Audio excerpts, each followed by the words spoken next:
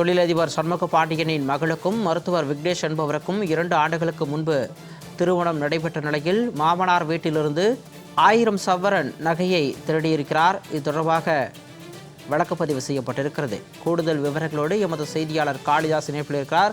வணக்கம் காளிதாஸ், வழக்கு தொடர்பான விரிவான விவரங்களை பதிவு செய்யலாம். வணக்கம் சண்முகவேல். கோவையில் மருமகன் மாமனாரின் 1000 பவுன் சவரன் திருடியதாக கூறி மருமகன் உட்பட 3 பொருளாதார குற்றப்பிரிவினர் கோவை சண்முக பாண்டியன் அவர் ரியல் எஸ்டேட் தொழில் செய்து வருகிறார். இந்த நிலையில் கடந்த 2024ஆம் ஆண்டு தனது மகளை டாக்டர் விக்னேஷ் என்பவருக்கு திருமணம் செய்து கொடுத்துள்ளார். இந்த நிலையில் விக்னேஷின் குடும்பம்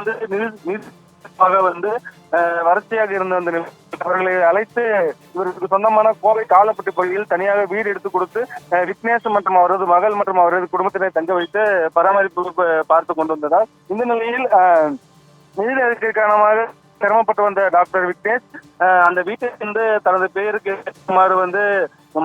மாமனார் சண்முக பாண்டியனிடம் கேட்டவென்றால் இது தொடர்பாக குடும்பத்திலே பிரச்சனை ஏற்பட்டுள்ளது.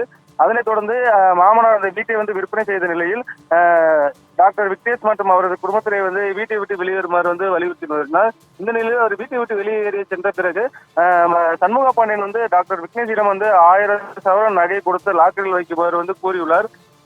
அது சாவியை பொறுத்து விக்னேஷ் கொடுக்க மறுத்ததன் காரணமாக சண்முக பாண்டியன் அந்த லாக்கரை உடைத்து பார்த்ததில் அதில் நகை எதுவும் இல்லாததால் அதிர்ச்சி அடைந்துள்ளார். இது தொடர்பாக டாக்டர் விக்னேஷ் மற்றும் அவரது தாயார் வாசுகி மற்றும் அவரது சகோதரி ஜீவிதாயிடம் கேட்டபோது இதில் 100 சவரன் நகை மட்டும்தான் உள்ளது என்று கூறியுள்ளார். இதில் அதிர்ச்சி அடைந்த சண்முக பாண்டியன் உடனடியாக கோவை பொருளாதார குற்றப்பிரிவு போலீசாரிடம் புகார் அளித்துள்ளார்.